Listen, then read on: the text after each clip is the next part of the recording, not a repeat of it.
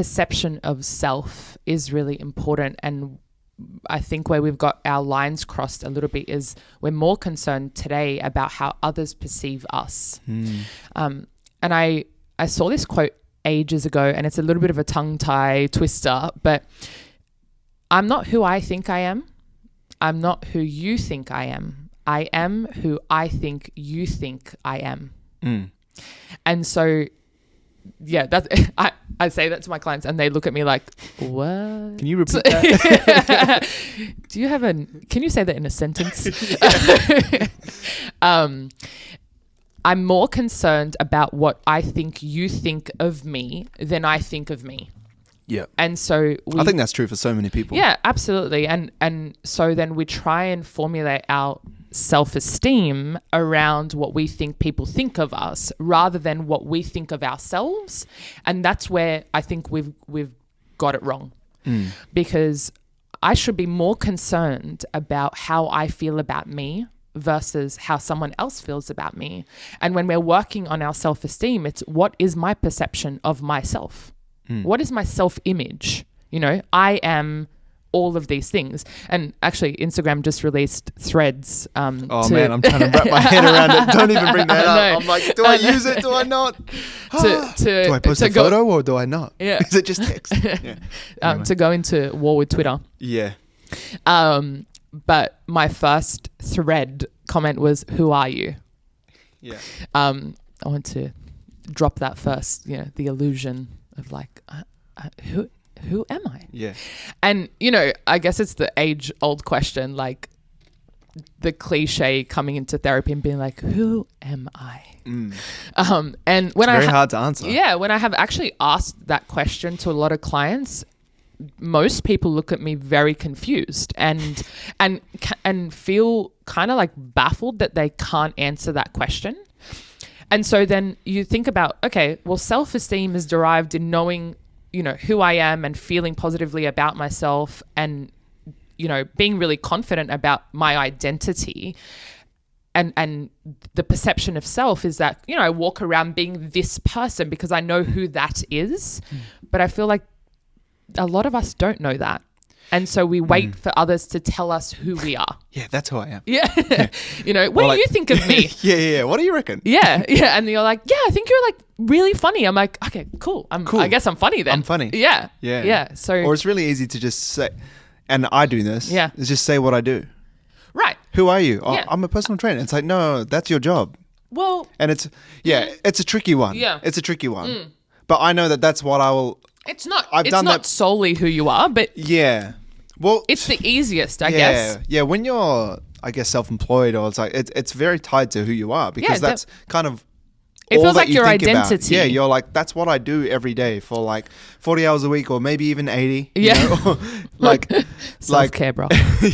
But like that's what you think about, that's what you do, and that does make up who you are. But then I kind of thought, well, if I'm just saying that, I would like to expand on that a little bit, be a bit more than what I do, because then it's like, well, when you stop doing that, then who are you? Then what do you do? Do you just go into this breakdown of like, oh, I don't know. Yeah, who this I am. identity crisis. Yeah. Well, I want you to think about this, right? Are you counseling me? Right? Well, this is for you and for everybody that's listening. Yeah. Right. Cool. My thoughts become my behaviors, and my behaviors become my habits, and my habits become my identity. So, for example, if I cut your hair this morning, it doesn't make me a hairdresser or a barber, right? But if I go into a salon and I cut hair 5 hours a day, 5 days a week for the next 6 months, I am, right? So what do you do consistently that makes you feel like it is part of your identity? And so, yes, you are a PT because you do that every single day of your life. But you're also now a father, and you're a husband, and you're a friend, and you're a sibling, and you're a son, and you're kind and compassionate and supportive and patient and tolerant and driven and ambitious and like perseverant and resilient and all of these things. And because you are those things, they become who you are. And so when someone says to you, who are you? Tell them what feels like the most consistent things that you do. I am persistent. I am diligent. But, give them a big list. Yeah, but that's who you are, right? And so I think And a task that I set for my clients to try and kind of find those consistencies is what have you achieved in your life, right? And I don't mean I went to university and I became a dad and I bought a house, because great, they're achievements, but some people are like, I've achieved literally nothing. Yeah. I've got into this space of my life. A lot of I've people done say that. nothing. And I'm like, well, that's not true. Yeah. You know, you have accomplished, you know, did you get out of a relationship that you felt was really bad for you and it was really difficult to do, but you did it? Did you grow a veggie patch in your backyard and you know, the first tomatoes sprouted and you were like, oh my God, shit, this is crazy. You know, did you clean a room that you felt was so overwhelming to the point where you just like had let go for 3 months, but finally mustered up the courage to do so? Like we accomplish things every day, depending on the scale, obviously, of those accomplishments. But in each accomplishment, you need these traits to get you through. And so if you think about, you know, transitioning for you from face-to-face clients to an online system and an online platform for your clients, what did you need in order for you to make that transition? Tell me about the traits that you required to do that. Risk taking. Great. Okay. Cool. Yeah. What else? Yeah. Mate, what else did I think a big one is like courage. Absolutely. Because it was like, there was nothing set in stone. I was just like, I'm just going to do it. And like, kind of like, I think that's been, it's a pro, but it can also be a con, but it's just like throwing myself out there. And I just kind of like rely on myself to adapt.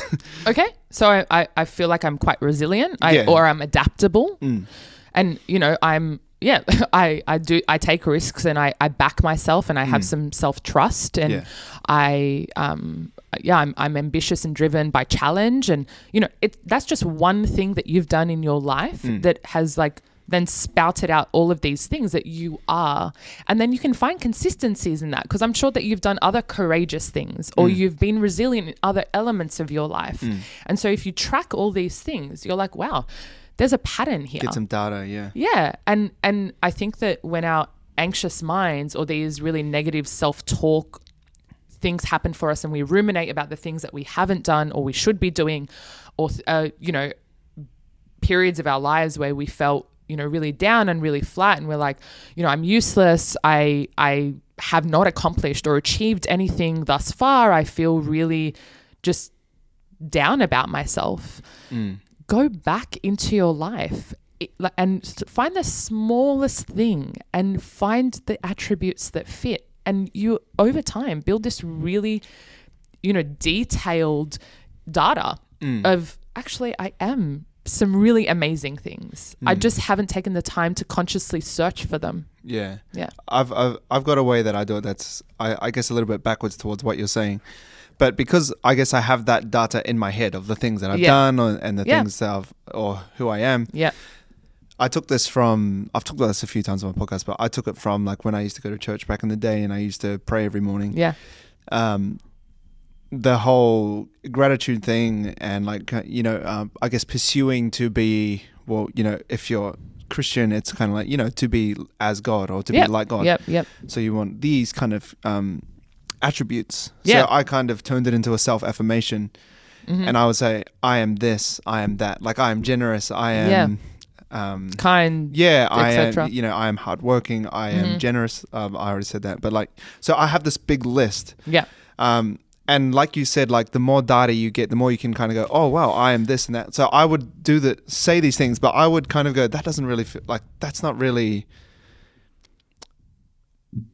I don't know how to word it, like not true to me. It was just like a nice word. Like it doesn't align with me, doesn't resonate with me. I would love to be that, but it's not really me. So I would like, I keep, like, it's just a notes on my my laptop and I just keep changing it. Like, or what do I want to aspire to be? Like, because I, like, growing up, well, especially at church, I kind of really struggled with this being generous thing because I was at many times in my life, not saying that my family, you know, didn't provide for me at all. They always did. But like when I moved out of home and really was like living scarcely, looking for reduced to clear vegetables, I was like pretty tight. And I was like, the concept of generosity at that time was crazy. I was like, how could I pay for someone's dinner?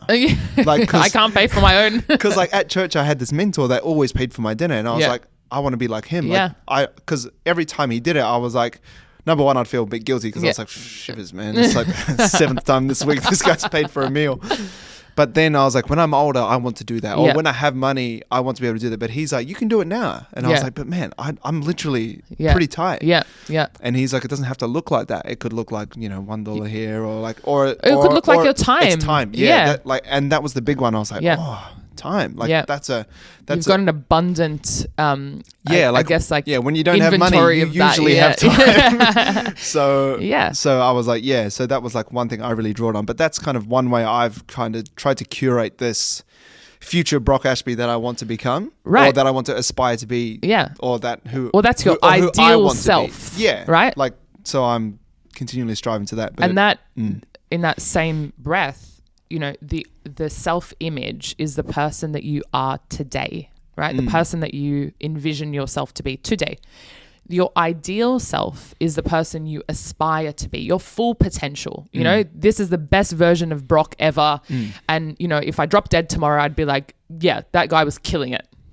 And so you then look at the discrepancy between the two, because if you think of like a Venn diagram, the more spaced out the circles, and the bigger the gap, the lower the self-esteem, because it's like, I am not who I want to be.